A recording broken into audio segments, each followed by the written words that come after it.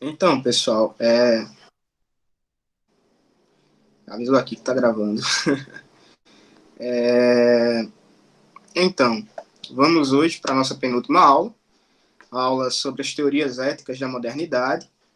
E, como eu venho já falando para vocês, essas teorias, elas estão em conexão, ok? Tanto a teoria do conhecimento, as nossas possibilidades de conhecer, quanto as teorias políticas, o modo como nós deveríamos nos organizar em sociedade, quanto as teorias éticas, que são aquelas que falam sobre como nós deveríamos agir em sociedade para que a sociabilidade seja de fato boa. Então, veja, o que diferencia, em primeiro lugar, né, o campo da ética, o campo do estudo da ética com o campo da política? A política, ela tem uma postura mais institucional. Então, tudo que se realiza na política, ela se realiza a partir de uma estrutura de poder institucionalizado. Ou seja, esse poder, ele opera na sociedade a partir de instituições que nos alcançam a partir de uma coerção. Então, veja, nós não temos escolhas. Ou nós respeitamos as instituições, ou elas estão no direito, ou estão se vendo, pelo menos, no direito de nos punir. Na ética, nós retiramos o aspecto do poder, deixamos ele para a política e colocamos o aspecto da consciência. Então, veja, ética tem muito a ver com o juízo dado às ações das pessoas. Esse juízo nós chamamos de juízo moral ou juízo ético, que tem a ver com o julgamento daquilo que você faz, né? Se aquilo que você faz é bom, se aquilo que você faz não é bom, se aquilo que você faz é certo ou errado. Em geral, os padrões éticos, quando eles são hegemônicos na sociedade, eles nos conduzem a posturas institucionalizadas, beleza? Institucionalizadas, ou seja, a ética hegemônica da sociedade, ou a sua visão moral hegemônica, vira lei, lá no campo de direito e assim por diante. Lembremos, por exemplo, que o adultério no Brasil, que é algo condenado pela ética, ele já foi motivo de processo penal, né? Hoje não mais. Em alguns casos pode ser, viu? Dependendo do constrangimento moral que o chifre possa provocar, você pode processar a pessoa, ou ser processado. Mas enfim, então, em geral, as posturas éticas que mais fazem sucesso na sociedade, elas são encaradas como algo que vira institucional. Deixa eu só ler aqui a pergunta. Então, Gabriel, não é exatamente baseado em Maquiavel que a política vira algo institucional. É baseado na estrutura de poder mesmo. Então, veja, desde a Grécia Antiga, nós observamos uma institucionalização da política. Por quê? Porque era um instrumento de poder. Mas em outras civilizações antigas, acho que Bruna pode até me falar como a história compreende isso. Que aí eu seria até gaiato de entrar nesse aspecto. Mas nós vimos civilizações antigas com estruturas teocráticas, né, em que o Deus é aquele que governa. Então, essa institucionalização, ela tem a ver com a própria estrutura do poder. Ela é o poder hegemônico. Agora, na modernidade, Maquiavel teve uma relevância muito grande porque ele foi aquele que teorizou como atuar dentro da institucionalidade. E aí você pode até pensar, né? Atuar dentro da institucionalidade significa como respeitar as instituições? Para Maquiavel, não, né? Para Maquiavel significa saber como jogar o jogo dentro dos espaços de poder. Maquiavel teve essa relevância. Os contratualistas tiveram a relevância de nos dizer qual seria a melhor estrutura institucional baseada na natureza humana. Então, a institucionalidade na política ela ganha uma relevância no debate muito grande dentro da modernidade. Mas ela em si é um fator muito mais antigo. Ela remonta, de fato, às estruturas de poder que já existiram dentro das experiências humanas, ou a própria existência de um Estado ou de uma civilização. Coisa que a gente pode observar, né? Não existe institucionalidade em outros tipos de sociedade. Em sociedades, por exemplo, nas quais não existem a aparência de Estado. Elas também existem, né? Inclusive, uma questão muito estudada por um sociólogo. Deixa eu só recordar o nome aqui dele, bem rápido. Que ele tenta estudar a possibilidade da existência de sociedades sem Estado. Enfim, me fugiu da cabeça agora o nome do sociólogo que aborda isso, mas eu vou tentar lembrar para vocês até o fim da aula. Ou até depois, né? Deixa eu até pesquisar aqui. Enfim, depois eu lembro e falo para vocês no grupo. Mas, enfim, é uma questão muito estudada pelos sociólogos contemporâneos, por alguns sociólogos contemporâneos, justamente porque a nossa institucionalidade não tem dado muito certo, né? Não tem realizado seu projeto de civilização do mundo. Então, eles querem entender isso. Antropólogos, por exemplo, já conseguem nos responder que a existência do Estado não é algo universal, né? Os indígenas, por exemplo, as sociedades ameríndias, elas nos provam a possibilidade de existir formas de sociabilidade sem a existência de um Estado institucional, né? E de leis baseadas mais na tradição do que exatamente na, na aplicação jurídica, né? E penal. Tem até um livro aqui atrás, A Queda do Céu. Depois vocês pesquisem sobre ele, do Davi Copenaua. Davi Copenaua é um xamã indígena que vive numa tribo dentro da Amazônia brasileira. Inclusive não fala nem direito português, né? De tão deslocado da civilização, da nossa civilização eles estão, né?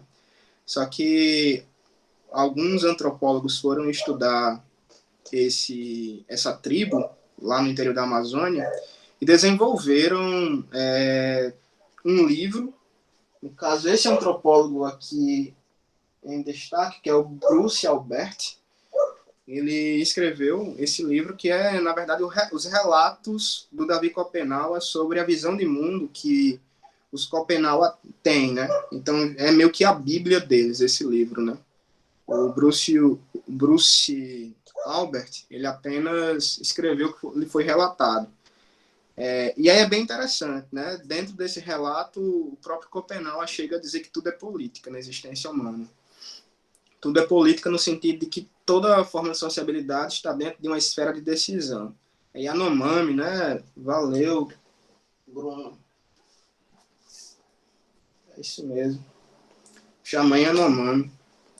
Minha cabeça que não está mais funcionando direito. Vou até deixar aqui, depois eu organizo. Estou quase tendo um colapso nervoso com essas voltas às aulas presenciais e os planejamentos que a gente tem que fazer. Todo dia é uma bronca que aparece para resolver, mas tudo bem. Não só disso, né? A vida em si é uma coisa complicada. Gente, então é isso. Então existe, né, segundo eles, a possibilidade de existir uma sociedade sem Estado. O difícil é pensar em uma forma de sociabilidade sem que a gente tenha princípios éticos guiando as nossas ações. Ok? Então, refletir sobre a ética é uma reflexão extremamente necessária, principalmente para que a gente possa entender o que poderia fundamentar as nossas ações no mundo. Foque que a política ela se preocupa diretamente com o coletivo. E a ética, enquanto um pensamento sobre os fundamentos das ações humanas, ela foca naquilo que a gente pode compreender como o indivíduo, né? Ou ação do indivíduo. Agora, a ética sempre tem uma finalidade também coletiva. Não é o que eu faço para mim, é o que eu faço em sociedade, é o que eu faço para os outros. Então, se essa reflexão ética ela aceita ou condena o indivíduo, isso não quer dizer que ela é uma reflexão distanciada do mundo coletivo. Pelo contrário, ela é extremamente conciliada ao mundo coletivo. Agora que eu estou percebendo que tem um erro nesse slide, né? Eu coloquei filosofia e esqueci o O do filo, mas tudo bem. Depois eu conserto e reenvio para vocês. Enfim, bora lá. Então, coloquei aí, ó. Observem, a ética, né? O tipo de reflexão que a ética faz é a reflexão sobre a ação humana. Então, as principais questões da ética, como eu coloquei, são o que é bom, o que é certo, o que fazer.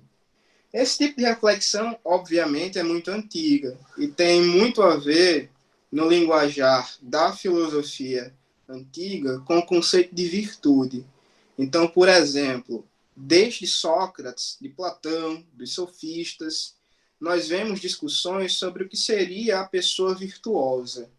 E, em geral, a filosofia clássica, essa de Platão, tenta identificar a virtude com a inteligência, com o saber. Ou seja, a ignorância, ela provoca o distanciamento do indivíduo das ações éticas, ou a falta de virtude. Inclusive, isso é bem divulgado hoje em dia, quando as pessoas querem dizer que pobreza e falta de conhecimento tem a ver com ações erradas. Geralmente são pessoas que defendem a educação de uma maneira muito elitista. Eu poderia até dizer dessa maneira. Isso tem uma herança lá da época do Platão. Outros são aqueles que dizem não, as pessoas podem ser incultas, né, sem inteligência, mas conseguirem respeitar as regras morais da sociedade. Enfim, mas Platão e Sócrates tendiam a entender dessa maneira. A virtude é uma coisa que alcança o ser humano, né? O ser humano pode ser virtuoso se ele tiver o conhecimento necessário para isso. Aristóteles foi o primeiro a desenvolver, de fato, uma teoria ética, que é a conhecida ética nicômaca ou ética das virtudes. Vocês já devem ter ouvido falar em algum momento da vida. Nessa teoria ética, Aristóteles entendeu o seguinte: toda ação humana, tudo aquilo que nós fazemos, o que nós desejamos fazer, o que a nossa vontade nos leva a fazer, tem um objetivo.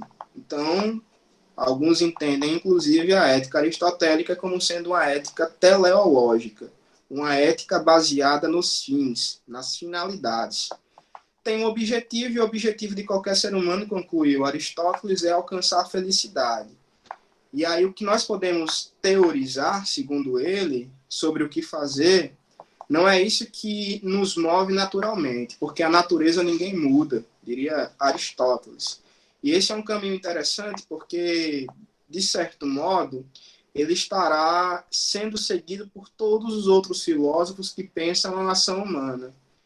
Existe algo de natural na nossa ação, no que nós fazemos, que nós não podemos modificar. Isso parte de nós mesmos naturalmente. O que nós podemos modificar é como pensar a nossa própria ação. E foi isso que Aristóteles fez ao dizer, olha, nós somos movidos pelo desejo de ser feliz, pela vontade de ser feliz. Mas essa nossa ação, que pode nos conduzir à felicidade, ela só será ética a partir do momento em que nós passarmos a orientar essa ação, no caso, racionalmente. Então, nós precisamos expressar, né, a nossa natureza racional, e a partir do momento em que nós expressamos a nossa natureza racional, nós podemos alcançar as virtudes. As virtudes, segundo Aristóteles, seria aquela ação que segue o meio termo, que segue a moderação. O sujeito virtuoso é aquele que consegue dominar os próprios instintos e consegue fazer o que for necessário para atingir o que ele tem por objetivo. Ele consegue controlar os instintos, mas não se acovarda diante das necessidades, diria Aristóteles. Bem, as reflexões éticas, elas são seguidas durante a fase pós-aristotélica a partir da pergunta do que nós poderíamos fazer para ser felizes.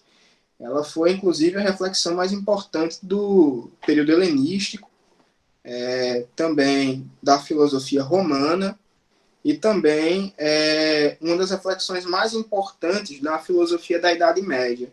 Sendo que na Idade Média, como nós já estamos cansados e cansadas de saber, as reflexões éticas tiveram um vínculo muito forte com a religião. Então, certo para a filosofia da Idade Média era seguir a vontade de Deus, seguir a doutrina cristã e assim por diante. Somente na modernidade é que a gente vê um redirecionamento da questão ética para aquilo que fundamenta a filosofia moderna. E o que é que fundamenta a filosofia moderna?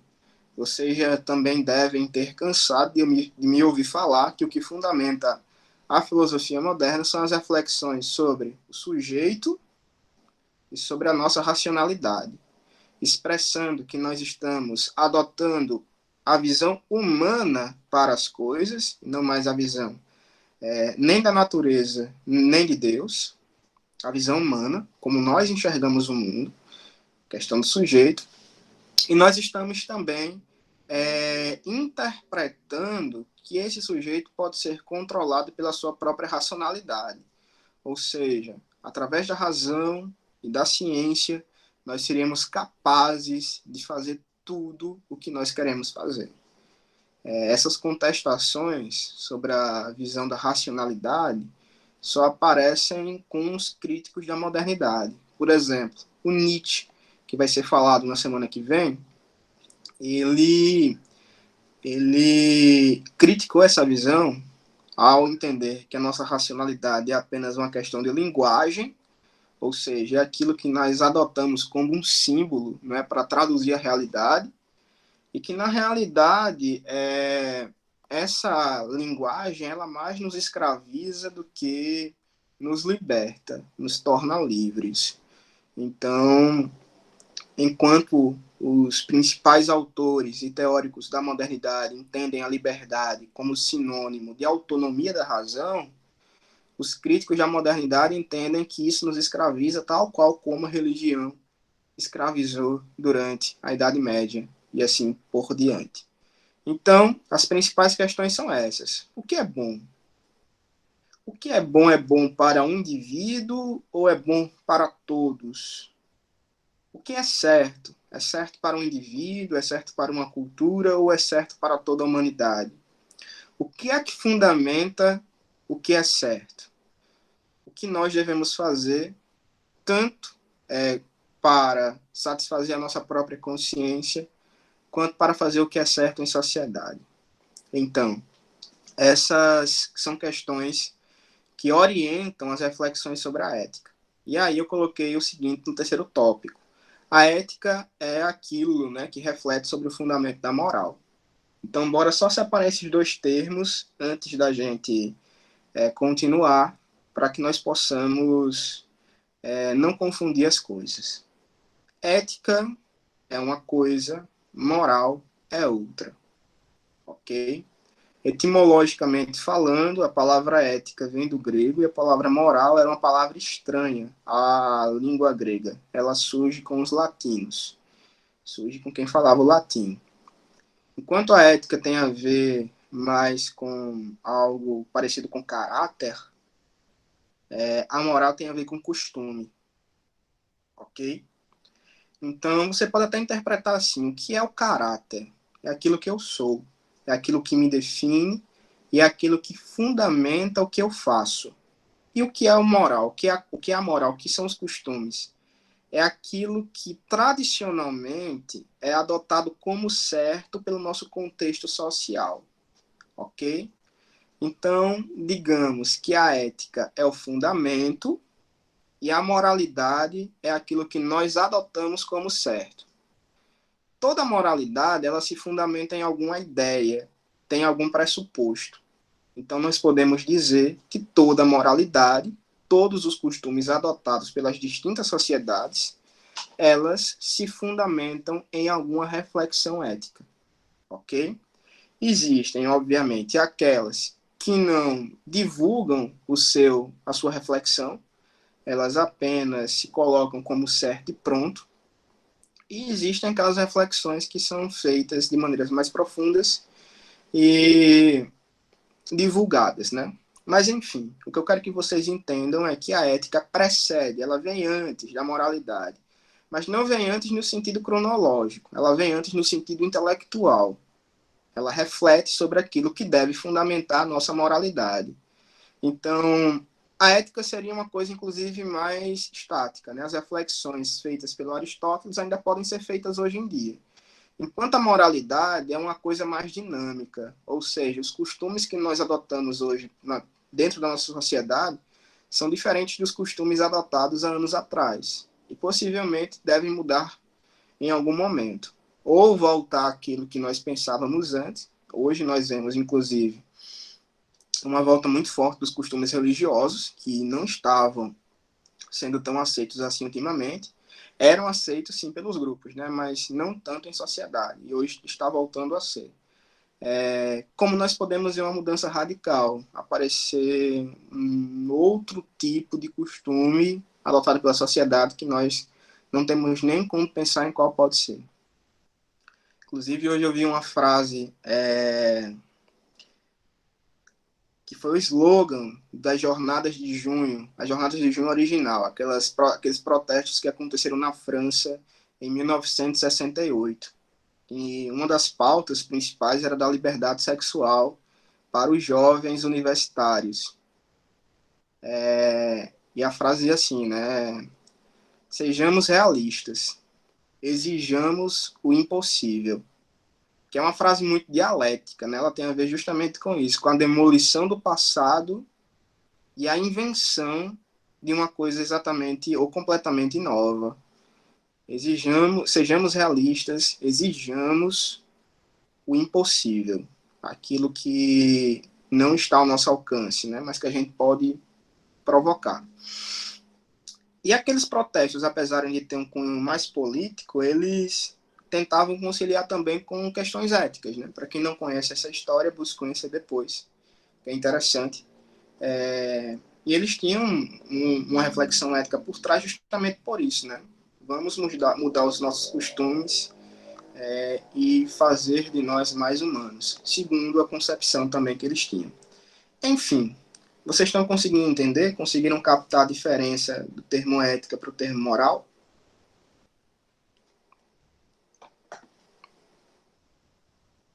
Deu pra entender, professor. Beleza.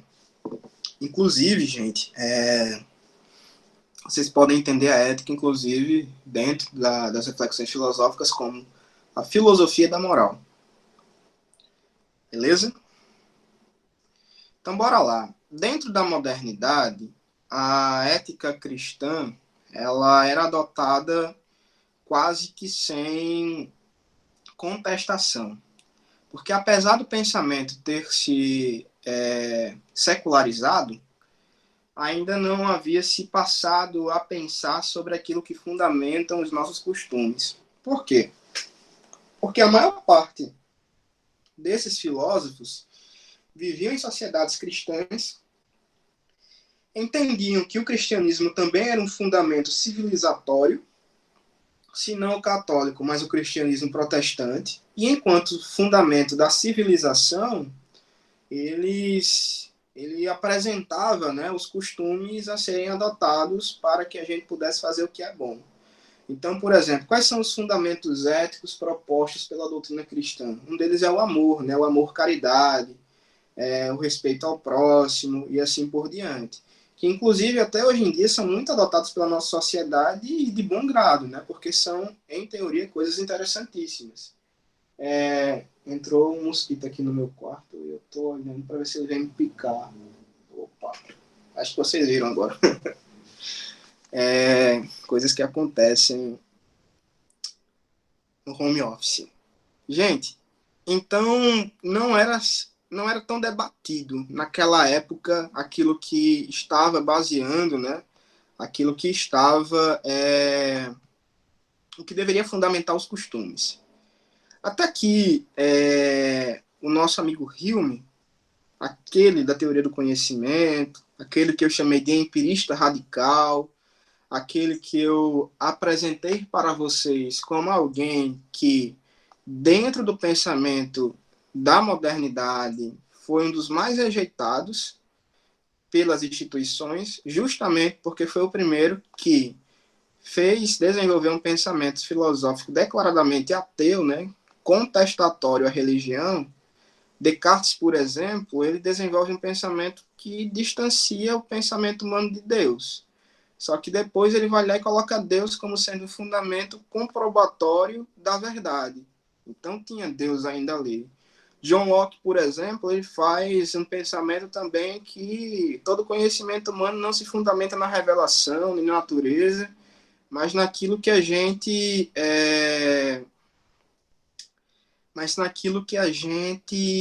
pode conhecer a partir das nossas experiências. E aí o que é que acontece? A gente poderia pensar até que o John Locke nos distanciava de Deus, né?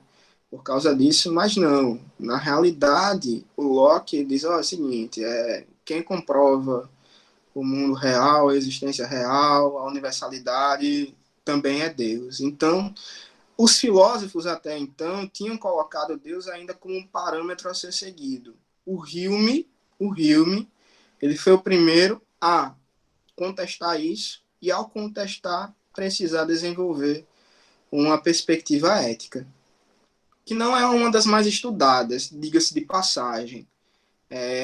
Não é uma das mais estudadas, mas é importante porque, a partir dela, alguns outros filósofos tentam desenvolver as suas perspectivas. Ok? Deixa eu responder aqui uma pergunta feita pelo Rodrigo. Rodrigo perguntou se a ética seria o amor e a moral cristã seria o casamento, né? Olha só, dentro das perspectivas éticas do cristianismo, a aliança entre as pessoas é um sinal da responsabilidade humana, inclusive da boa responsabilidade, né? Uma das coisas que dentro da teologia a gente vê é o seguinte, que o que Deus mais preza é pela aliança e pelo respeito à própria palavra. Então, o casamento, ele é uma postura ética justamente por isso. É uma associação entre pessoas para a formação do núcleo da família, que expressa a condição da moralidade dentro da sociedade para o cristianismo, e tem um vínculo pautado na aliança, no respeito ao juramento, e no amor. Então, o casamento, ele é um forte aspecto da moralidade cristã, por causa disso. Era essa a sua pergunta? Responde ou não? E Tiffany perguntou aqui. Veja, Tiffany, essa pergunta que você fez, ela seria melhor respondida pelos utilitaristas, beleza? O sujeito é ético quando ele faz algo que é útil. Para o Hume, a análise ética, ela parte também da sua utilidade. Mas não, você não só é ético quando faz o que é útil. Você é ético quando julgam que o que você fez é útil. Eu vou explicar direitinho a partir de agora, para a gente entender. Então, bora lá. Justamente, eu falei para vocês que a discussão ética do Hume não é tão estudada, porque ela é vista como uma das reflexões que precedem o utilitarismo ético. E Hume ele é mais estudado dentro da epistemologia. Mas vejam, vamos tentar entender a inovação dessa reflexão e a sua importância para a percepção dentro da modernidade. Bem, como eu coloco ali, né? a reflexão ética do David Hume tem um fundamento empirista. Isso explica esse pensador. O empirismo, vocês já sabem o que é. É aquela perspectiva de que a nossa razão é apenas uma construção, um resultado das nossas experiências, que essas experiências nos provocaram ideias, e essas ideias passaram a ser desenvolvidas e adotadas por nós, a partir dessas experiências. Isso significa, portanto, que o que nós fazemos, que o que nós escolhemos fazer, o que nós compreendemos por certo e por errado, enfim, qualquer teoria, ela é baseada nas experiências que nós cultivamos. Tanto nas experiências pessoais, naquilo que acontece somente comigo, quanto nas experiências que procedem do mundo coletivo. Ou seja, aquilo que eu aprendi em sociedade. Então, esse é o fundamento empirista. Só que Hume entende, como um bom empirista, que a razão humana é uma construção feita pelas experiências dos indivíduos. Ok? A gente pode, inclusive, entender em Hume, nos empiristas, o conceito de intersubjetividade. Tem um conceito de subjetividade, que é aquilo que se desenvolve dentro de mim, dentro da minha mente, a partir das minhas experiências. E tem o conceito de intersubjetividade, que é quando a minha subjetividade ela é construída a partir de uma ligação com as outras subjetividades construídas na mesma sociedade em que eu vivo. Então, por exemplo, por que nós temos semelhanças em nossa cultura, em ramos da cultura, né, como culinária, como gosto artístico, como visão de mundo? O que é que explica a nós enxergarmos o mundo de maneira semelhante, equivalente? É justamente essa questão da intersubjetividade. Nós fomos formados enquanto indivíduos dentro de um mesmo espaço, de um espaço comum. Mas vejam, o que nós pensamos para os empiristas e o que nós fazemos partem dessa construção. Não é algo natural, não surgiu enraizado na nossa mente. Então, a ética para Hume deve ser pensada a partir desse fundamento. Então, se a nossa razão não expressa um pensamento universalmente válido, ou seja, algo que é válido como uma verdade absoluta para todo mundo, logo nós temos que entender que o fundamento das nossas escolhas éticas não está na racionalidade, mas no que Hume fala ou chama de sentimento. Veja, quando eu escolho o que fazer, eu estou mais refletindo a partir da minha vontade, do meu desejo, daquilo que eu sinto, do que exatamente daquilo que eu penso como sendo certo. Acontece que é o seguinte, né? O ser humano ele é um ser que, ao agir, ele age com alguma intenção. Tem aí também a questão da intencionalidade. Tendo a questão da intencionalidade como aspecto importante da ação humana, Hume não ignora que nós pensamos sobre o que fazer. Esse pensamento só não pode ser entendido a partir daquilo que nós tentamos compreender como verdade ou como uma regra. Entende? A nossa virtude ou a virtude em Hume é entendida justamente como uma ação, está ali no terceiro tópico, intencional, que leva o agente, ou seja, quem pratica a ação, ao sentimento de aprovação. Ok? O que é ético em Hume é ético aquilo que, quando eu faço, eu me sinto aprovado pela sociedade. Tá certo? Ou pelo grupo social em que eu vivo. Então, veja, a nossa moralidade em Hume não tem um fundamento racional, certo? Não existe uma explicação teórica para dizer o que é certo e o que é errado. Não tem um fundamento sobre o que é bom. Ela tem um fundamento no sentimento de aprovação provocado no indivíduo que pratica alguma ação. Ok? Então, veja, a moralidade está ali no penúltimo tópico. Tem sempre uma utilidade pública. O que é utilidade pública? Eu sou um sujeito ético, eu sou um agente moral, eu sou uma pessoa que faz as coisas certas quando eu estou fazendo algo para os outros, algo de bom para os outros. É mais ou menos isso que Hume está dizendo. Ele está dizendo o seguinte: a aprovação dos outros é a régua ética para medir se sua ação foi boa ou não. Ok? E isso não quer dizer que só é ético aquele que ocupa um cargo público e faz algo para a sociedade a partir de uma condição política. Então, vejam, não são só as pessoas que ocupam espaços institucionais que podem ser éticos. Não.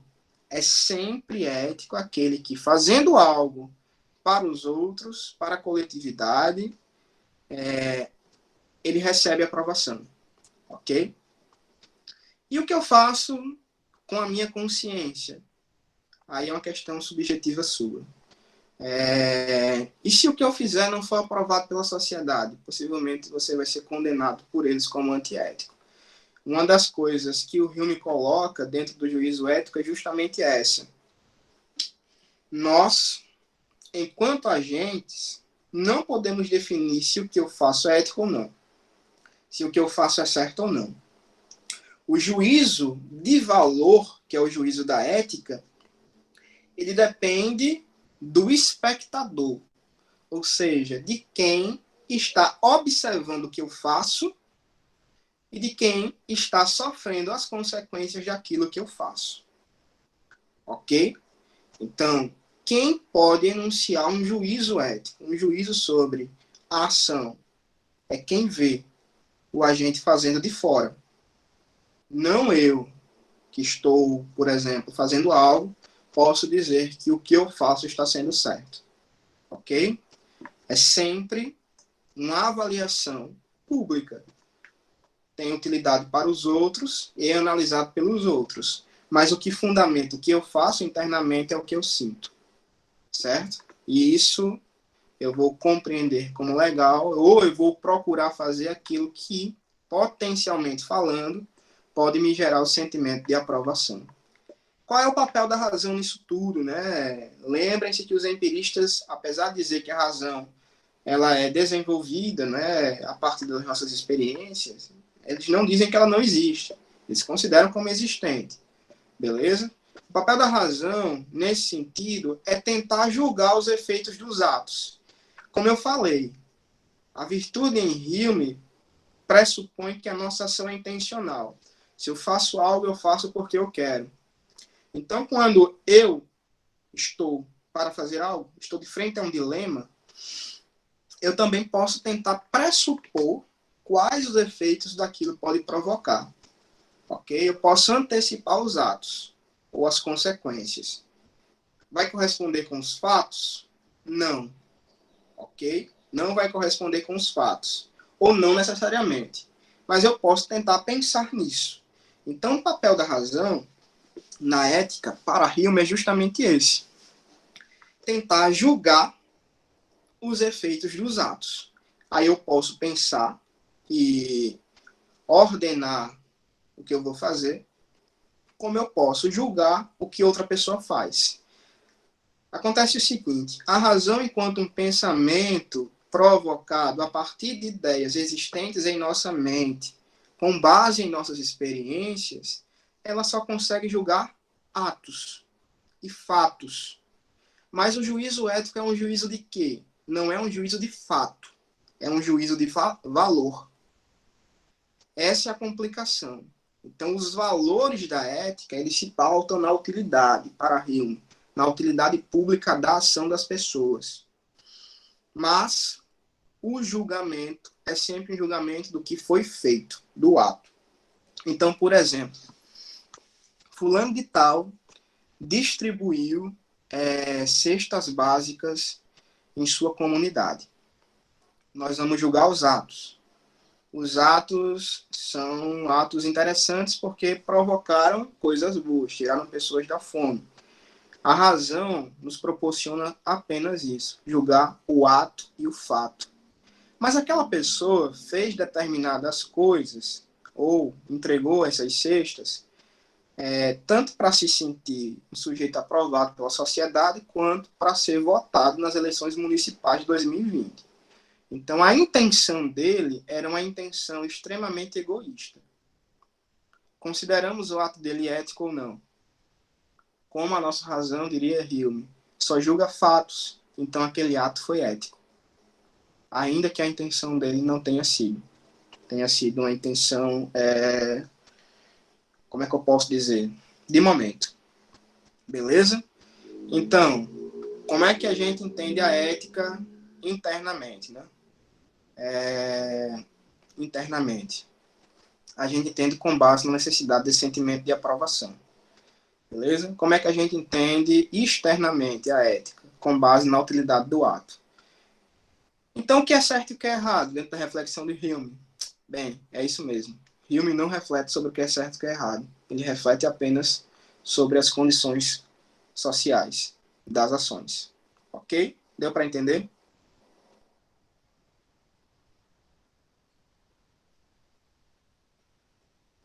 Sim, verdade, Gabriele. Pois é. Mas ainda assim, se você filmar e colocar e as pessoas anularem esse seu ato, ainda será um julgamento do fato, né? As pessoas vão julgar aquele fato como membro da sociedade representando uma certa barganha, boçalidade, coisa e tal. Mas às vezes, por exemplo, é... quem está filmando pode estar fazendo aquilo, sei lá, para guardar de recordação, ou porque ele acha que aquilo, ele naturalizou aquilo, já que a nossa sociedade é uma sociedade espetacularizada, né? Então, as imagens estão naturalizadas. É difícil, de fato, medir a intenção do indivíduo. O que se faz é medir os atos. Então, a gente considera como ético ou antiético a partir dos atos das pessoas. Diria o David Hume, né? Pois é, a moral cristã diz isso, né? Que a tua mão direita não veja. Como é que diz mesmo? Deixa eu ler aqui o comentário dela. Que a tua mão direita não veja o que a esquerda dá, né? Uma coisa assim. Quem lembrar, diz aí. Enfim, esse seria o David Hume. Alguma dúvida sobre o pensamento ético do David Hume ou não?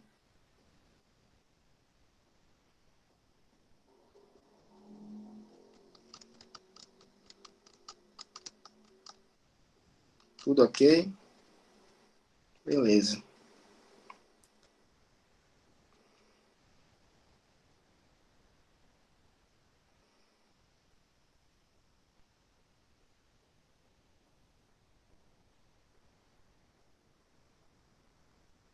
Passar aqui. Então, bora agora para a perspectiva ética do Immanuel Kant. Deontologia kantiana. Alguém já ouviu falar desse termo? Ou sente algum estranhamento ao ouvir a palavra deontologia?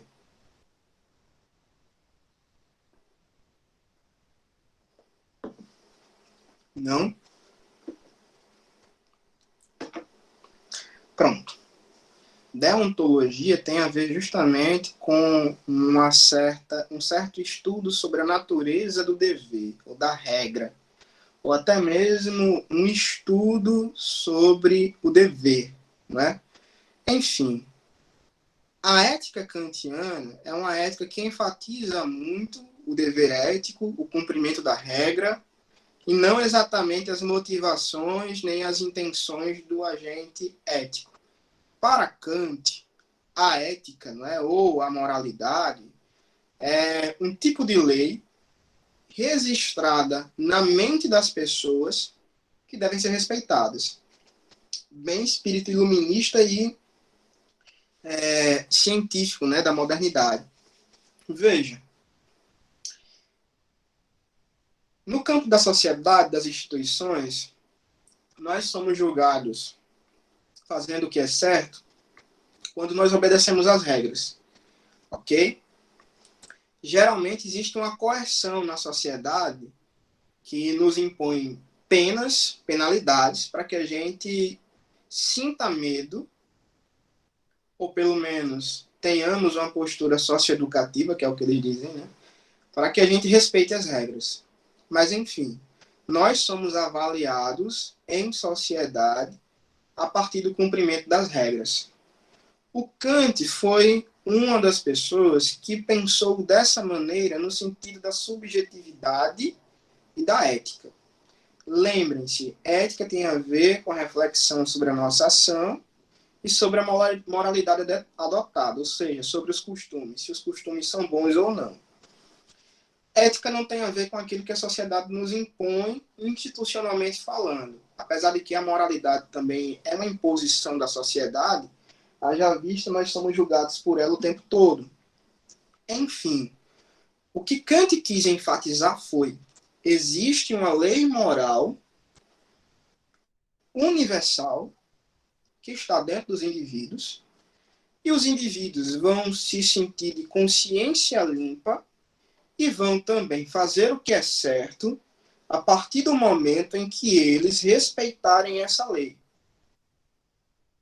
Esse é o ponto de partida de Kant. Beleza?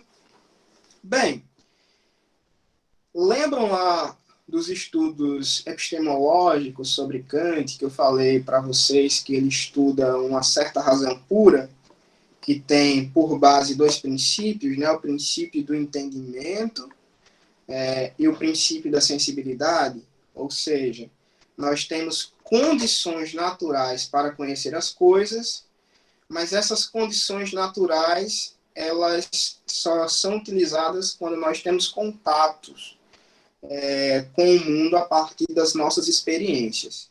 Então, nós temos faculdades. Faculdade do entendimento, que nos produz conceitos, definições sobre as coisas, e uma faculdade da sensibilidade, que nos permite receber informações do mundo externo. Assim, Kant entende que a razão pura funciona.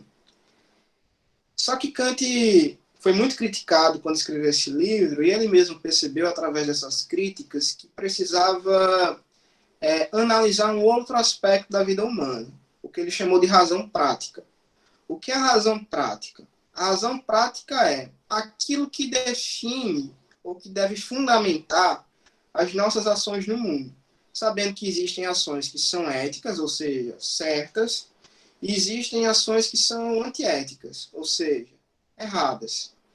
E que se a gente relativizar tudo isso, nós não enxergaremos um princípio único para a ação e nem mesmo veremos boas condições de sociabilidade. Então, nós precisaremos o quê? Nós precisaremos de entender que princípios são esses para universalizar a nossa ação e entender se o que nós fazemos é certo ou errado. Ok? Deu para entender, gente? Deu para entender? Ou não? Deu, Anderson, deu para entender. Valeu.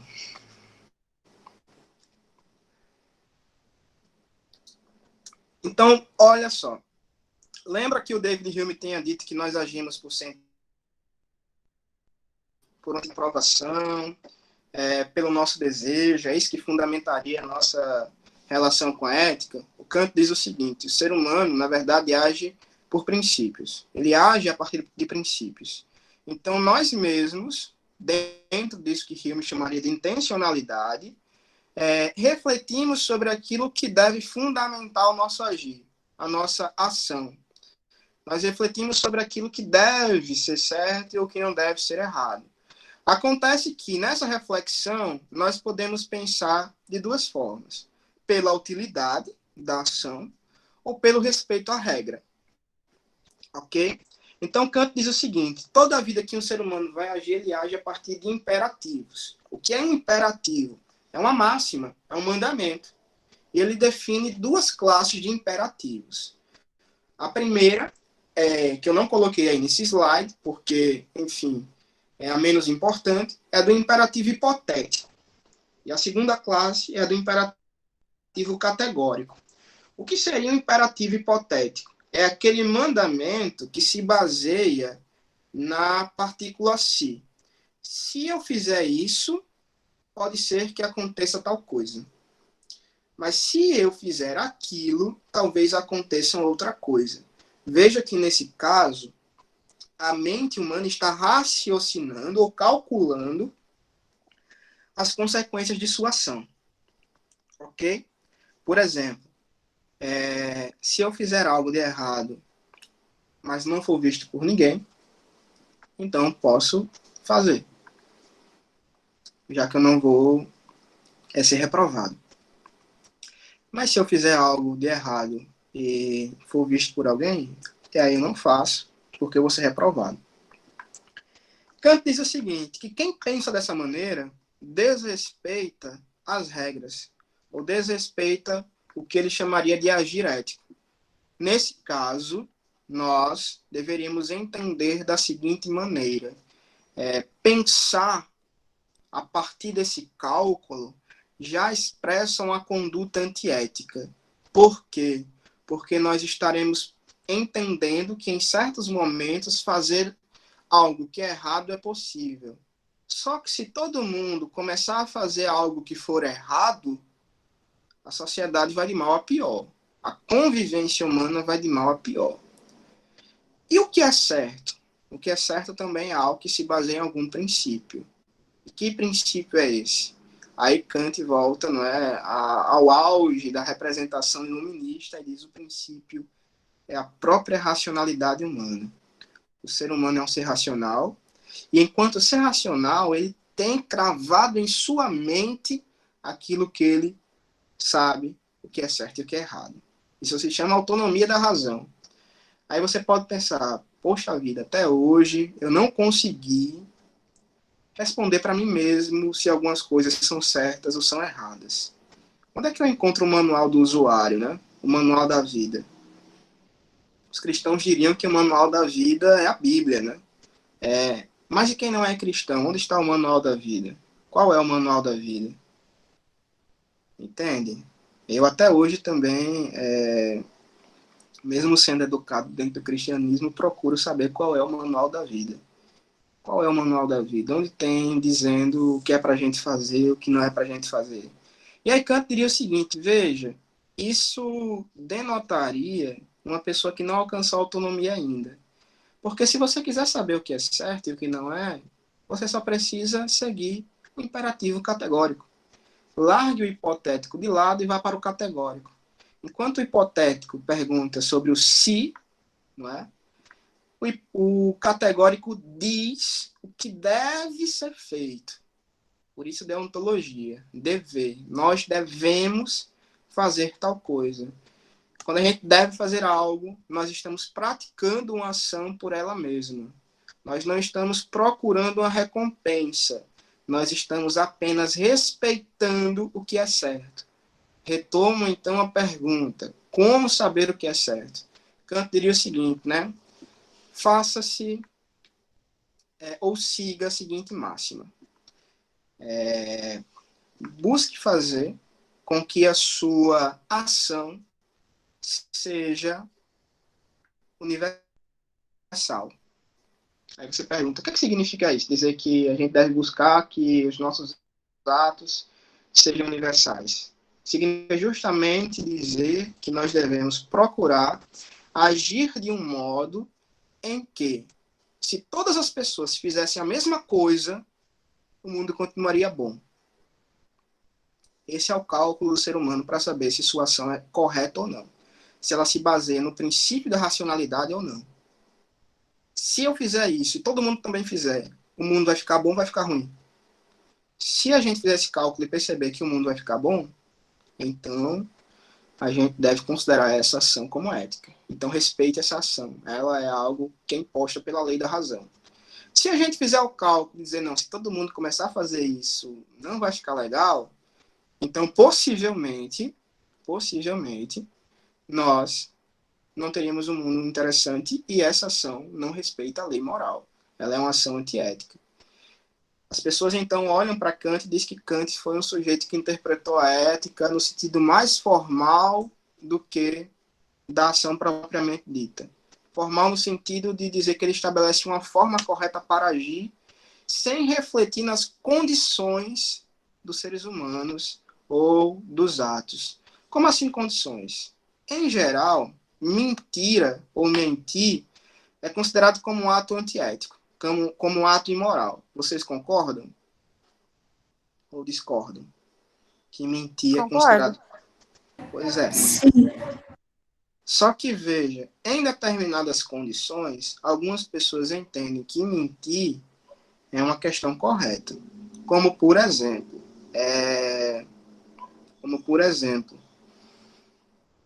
eu posso mentir para livrar alguém da morte. Chegou um assaltante, né, na minha casa, procurando um parente, um assaltante, um assassino, e eu digo que a pessoa não está em casa, sendo que a pessoa se escondeu debaixo da cama, né? E aí a pessoa vai embora e eu salvei a vida de alguém. Obviamente, isso é muito viajado, né? Enfim, porque se chegar um assaltante na casa de alguém, ele vai procurar até o fim e nunca vai acreditar na sua palavra, né? Justamente por isso, né? O ser humano não acredita na palavra dos outros. Mas, enfim, quem levantou esse caso foi um sujeito chamado Benjamin Constant, um filósofo francês. Note que esse é o filósofo francês. Existia um Benjamin Constant, que era um importante intelectual brasileiro, né, militar. Esse é o francês. Que ele debatia ética com Kant. Ele diz, olha, Kant, é impossível que você condene o ato de uma pessoa que mentiu para salvar a vida de outra. E aí Kant escreve uma resposta bem grande, que tem um título grande também, né? Grande que eu digo assim, 9 páginas a resposta. É um texto bacana de ler, porque enquanto o texto é curto, enquanto a resposta é grande. É sobre um suposto direito de mentir em favor da humanidade. E Kant diz o seguinte, né? Ele tenta comprovar como aquela mentira pode até ser um ato de louvor para a sociedade, mas continuaria sendo uma ação antiética. E aí Kant diz o seguinte, ó, o indivíduo ele tem, obviamente, a liberdade de escolher entre agir eticamente e agir de maneira antiética. Mas veja, uma ação correta sempre provoca o bem.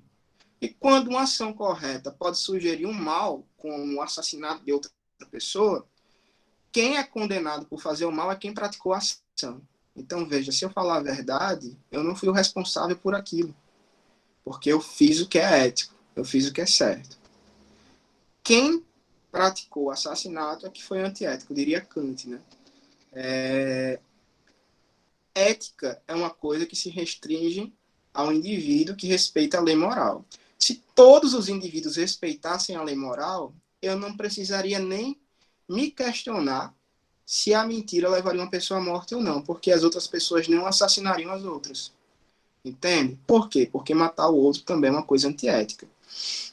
Então, Kant diria o seguinte, veja, ética é uma coisa universal, aplicada a todos, que segue o princípio da razão e o que pode servir de régua para medir se a ação é boa ou não é o imperativo categórico, que tem por base justamente aquilo que eu coloquei no último tópico. O imperativo categórico é racional, ele nos manda universalizar a ação, ou seja, torná-la geral, e torná-la incondicionada. O que é incondicionada? É justamente isso. Nós não podemos pensar a ação a partir de suas condições. Nós devemos pensar ela de maneira fixa e universal. Não tem condições, não tem o se. Ela é certa ou não é. Por isso que Kant é muito formal nesse sentido. E aí perguntaram, Kant, como é que a gente pode comprovar na prática essa lei moral? E Kant diz, não sei. Talvez nunca tenha existido uma pessoa ética no mundo. Mas esses são os princípios da ética. Seguir a razão e a universalização da regra, né? Do mandamento. E fazer com que ela seja incondicionada.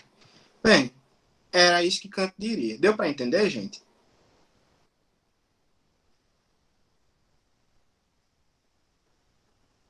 Ficou algum furo nessa explicação?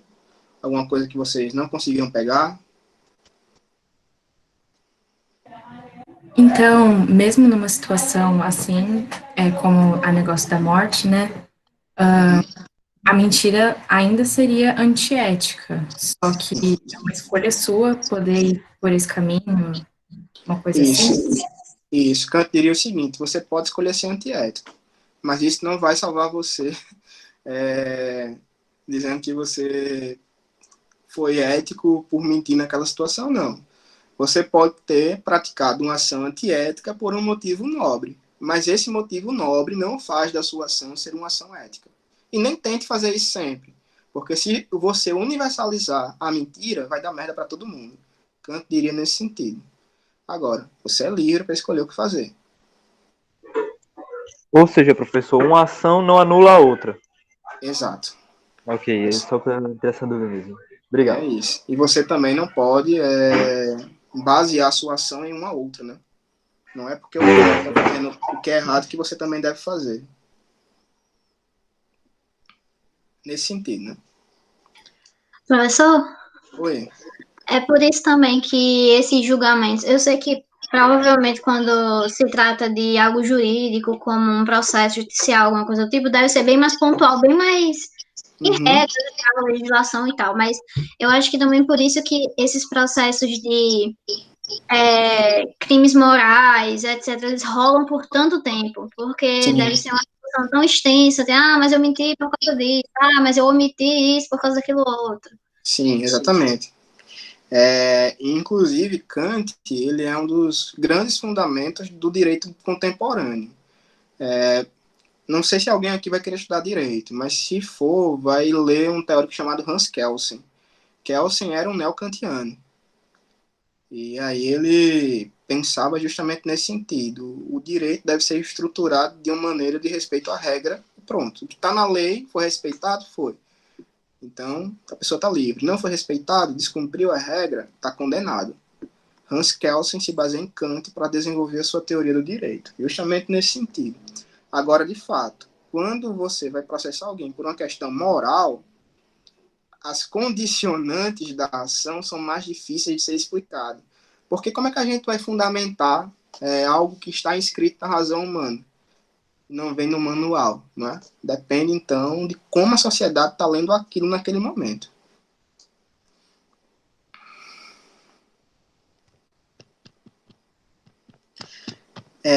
Rodrigo, eu não sei te explicar exatamente se o conceito de jurisprudência perpassa o pensamento de Kant, porque eu precisaria saber melhor do conceito de jurisprudência.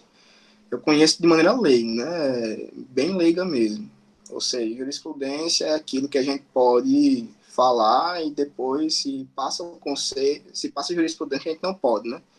Você viu que minha explicação é de leigo, porque eu realmente não entendo. Então, como eu não entendo, eu vou preferir não te responder. Mas eu posso pesquisar depois e mandar a resposta para você. Beleza?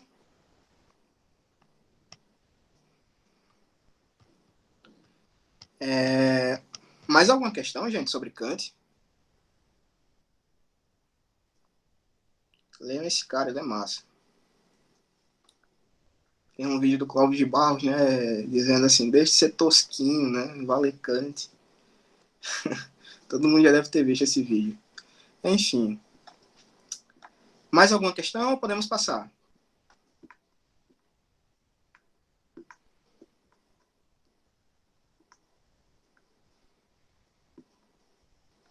Beleza. Só a Evelyn respondeu, mas eu vou acreditar nela, tá certo, gente? Beleza, o Evelyn respondeu. Ok, utilitarismo ético seria a última coisa a ver, valeu quem está respondendo, a ver sobre as teorias éticas da modernidade, beleza? Vejam bem, eu coloquei para vocês no cronograma que nós iríamos falar de moralidade e eticidade em Hegel. Só que isso ficou batido na última aula. Quem não conseguiu assistir, está gravado. Eu coloquei no canal do YouTube. Não é um canal muito assistido, na verdade, é mais um depósito de vídeos para ficar online. E aí, quem não conseguiu ainda assistir, eu posso passar o link de novo. Enfim, mas é uma questão muito pontual para dizer que em Hegel, as questões de costumes, de ética, e beleza, Gabriele, e de ética, de costumes, de reflexão sobre a ação e de política se relacionam dialeticamente. Então já ficou explicado naquele momento. Acredito que a gente não precise voltar a essa explicação. A gente passa agora ao utilitarismo ético, que dentro da contemporaneidade, do fechamento da modernidade do mundo contemporâneo, é uma das reflexões éticas mais importantes junto às reflexões de Kant, ok? Veja, eu acho que foi Tiffany que me fez a pergunta quando eu estava falando do David Hume, em que ela perguntou assim, né, para que a pessoa seja julgada como ética, a sua ação tem que ser útil. Quem diz isso são os utilitaristas. E isso é muito comum em nossa época. Por quê? Porque nós vivemos em um momento histórico no qual o trabalho é supervalorizado, o trabalho no sentido de emprego, e as funções sociais das nossas ocupações são colocadas em posição de relevância. Então, vejam, tem um filme que eu acredito que vocês já assistiram, né? Se não me engano, é Trash. É Trash, né? Deixa eu ver, depois eu procuro direitinho. Mas discute questões acerca de xenofobia, de racismo, enfim, bem interessante filme.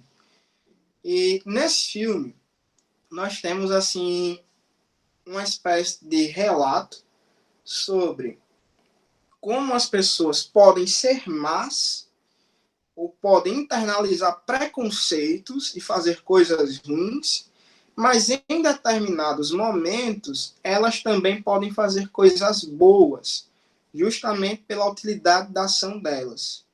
Tem uma cena lá de um cara, por exemplo, um policial que é muito rude com uma mulher negra e com um negro, mas que também, em outro momento, ele salva a vida dela quando ela sofre um acidente de trânsito.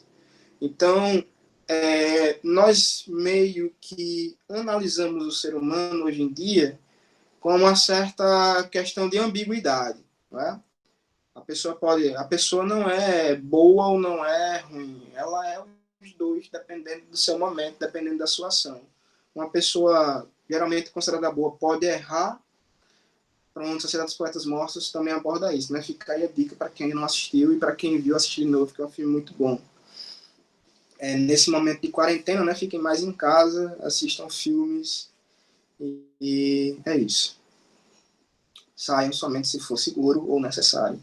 E se for necessário, que saiam com segurança, né? Então, bons filmes aí sendo recomendados para vocês. Esse filme da Hannah Arendt, Gabriel, eu acho que você só encontra por torrent ou pago, viu? Foi isso que você me perguntou, não foi o link? Não, professor, link eu tô falando conexão, entendeu? Pensei que estava falando do filme.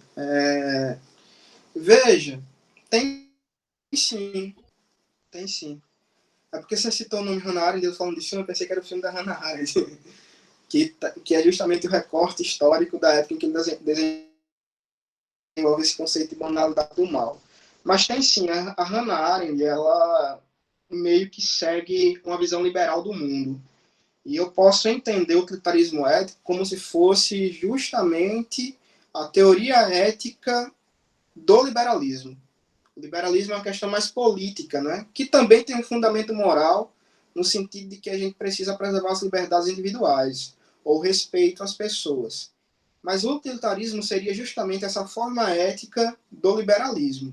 E a Hannah Arendt, justamente na sua visão de mundo, ela expressa uma visão liberal.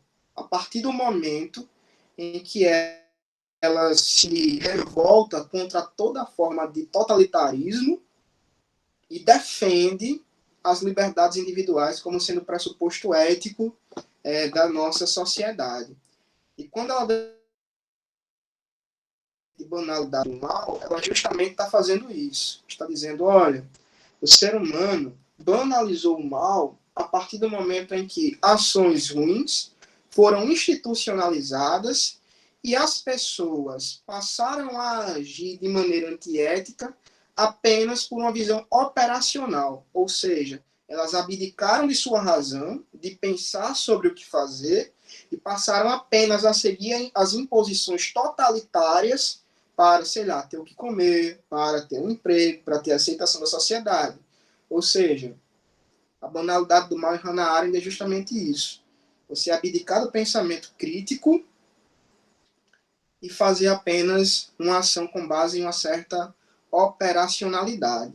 Os utilitaristas, eles falam uma coisa parecida. Veja, nós não temos princípios incondicionais para as ações humanas. O que nós temos são análises das condições para as nossas ações. Ok? Naquela treta com Kant, o utilitarista ficaria do lado de quem disse que mentir para salvar uma vida é melhor do que falar a verdade e a pessoa morrer. Kant não diria que a responsabilidade está em quem mata? O utilitarista dizia assim, não, tudo aquilo que você faz, você se torna ou responsável ou corresponsável pelo que vem a acontecer como consequência. Então, se você tivesse contado onde a pessoa que estaria com a vida ameaçada estava, logo você era corresponsável pelo que aconteceu. A nossa ação, segundo os utilitaristas, devem ser avaliadas pelas suas consequências. Inclusive está ali no último tópico, né, que o utilitarismo é reconhecido como uma ética consequencialista. Ok? Então veja, não existe uma regra pré-definida, não existe uma postura a ser adotada. O que existe são condições, como a gente pode dizer, do momento. Mas existe um fundamento para a ética, um fundamento para a ação. O que deve basear a nossa ação não é regras universais, mas é o tal do princípio de utilidade da ação. Ok? Agora veja, utilidade ganha uma conotação em nossos dias muito no sentido econômico, né? Útil é aquilo que vai proporcionar um bom desenvolvimento econômico para as pessoas e assim por diante. Ou útil no sentido individual porque me serviu para algo. Mas o princípio de utilidade do utilitarismo significa o seguinte, significa fazer com que as pessoas alcançadas pelas consequências de sua ação tenham uma sensação de prazer, tenham uma sensação de bem-estar. Ou seja, é útil aquilo que provoca o maior grau de felicidade possível às pessoas envolvidas dentro do contexto da sua ação. É inútil ou é antiético quando aquilo provoca coisas ruins para as pessoas envolvidas na sua ação. Ok? Então, a gente pode até entender o utilitarismo como sendo uma recuperação do hedonismo, né? O que era o hedonismo? Faça aquilo que lhe provoque prazer. Lá na antiguidade, na Grécia Antiga. O utilitarista fala a mesma coisa. Faça aquilo que provoque prazer. Mas a ênfase do prazer para o utilitarismo é uma ênfase social. Então nós devemos provocar bem-estar não somente para nós mesmos. Ou seja, não devemos cultivar o egoísmo. Nós devemos cultivar a nossa responsabilidade social. Procurar fazer aquilo que proporcione o melhor estado de bem-estar para o maior número de pessoas possíveis. Beleza? O maior número possível de pessoas. Eu acho que essa é a conjugação correta. E aí a gente precisa, então, utilizar o princípio de utilidade como sendo a regra ética para a nossa ação. Ok, gente? Beleza? Certo? Ou não?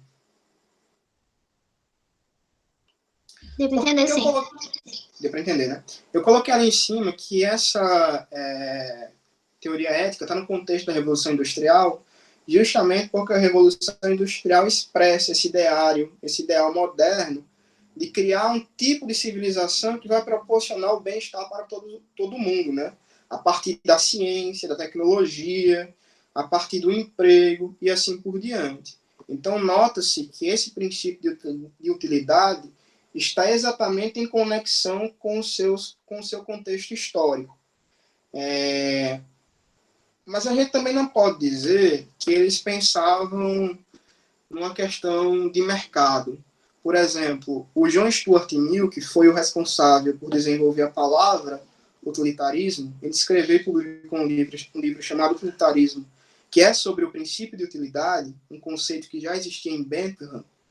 Se eu só contar aqui uma fofoca histórica, Jeremy Bentham era padrinho de nascimento, né, do John Stuart Mill, amigo pessoal do pai do John Stuart, que era o James Mill, um importante economista britânico na virada do século XVIII para o século XIX. O John Stuart Mill, ele foi um importante economista e filósofo britânico durante o século XIX. É reconhecido também como um dos caras que pensou num liberalismo mais humanizado, ou seja, não desconsiderando as questões do capitalismo, mas dizendo que o modo com que o capitalismo era estruturado, ele era estruturado para exploração e não para o desenvolvimento humano. Então, o utilitarismo de Bentham também não é, de Bentham não, de John Stuart Mill, não é exatamente uma postura do liberalismo clássico, nem louva a Revolução Industrial. Mas, pelo contrário, tenta dizer o seguinte, olha só, trabalhadores sem direitos é uma ação antiética. Exploração do trabalho é uma questão antiética. Exploração patriarcal da mulher também é uma questão antiética. O John Stuart Mill era casado com a Harriet Taylor, né, uma das feministas clássicas, Valeu Wesley, uma das feministas clássicas, e foi um cara que ocupou posição política muito importante durante a sua época lá na Inglaterra, e ele era meio que um militante, ativista pelos direitos das mulheres, pelo voto das mulheres, enfim, né? Então é um cara que ele deve ser lido dentro do contexto do liberalismo, mas não do liberalismo clássico, de um certo precursor da social-democracia, digamos assim, que fica no meio termo entre socialismo e liberalismo. Então, era isso. Seguir o princípio de utilidade como sendo a regra ética, aquilo que provoca, a ação que provoca, né, o maior nível de felicidade para a maior quantidade de pessoas, então a ação ética. Então ela é condicionada assim, depende do momento. Inclusive, ele descaracteriza a questão da intenção. Vez ou outra, a pessoa é mal intencionada, mas provoca uma coisa boa. Então aquela ação foi ética, ainda que a intenção da pessoa não foi boa. Sei lá, você está andando na rua, tropeça, bate em alguém, derruba a pessoa e você livrou aquela pessoa de uma bala perdida. Você praticou uma ação ética sem nem ter intenção. Então, são coisas que acontecem na vida e que poderiam ser consideradas, segundo o princípio de utilidade, uma ação ética. Ok, gente? Mais alguma coisa? De dúvidas? Como falta só 8 minutos para as 6 horas, eu vou deixar essas questões para marcar aquela aula extra com vocês de resolução de questões, tá certo? Pode ser? Essa aula de resolução... Muito tudo bem, professor. Pronto. Aí eu marco um horário bom, que seja bom para todos e todas, e a gente vê. Eu não sei se eu vou conseguir gravar essa aula extra, se ela acontecer em outro dia que não seja a quarta, porque agora eu tô dependendo de Bruno, né, para gravar para mim, que o meu e-mail institucional não está conseguindo mais gravar, não. Opa! Não está conseguindo mais gravar, então eu tô dependendo disso, de Bruno. Mas aí eu vejo com vocês e com ela também. Tá certo, gente? Ok? Beleza, professora. Tudo bem. Bruno tá dizendo que a gente se ajeita. Então, obrigado. Qualquer dúvida, eu vou estar lá no grupo. Podem perguntar. Vocês sabem o meu privado, sabem o caminho. E estamos aqui para ajudar. Certo? Tchau, professor. Obrigada. Valeu. Tchau. Até mais. Tchau, pessoal. Tchau.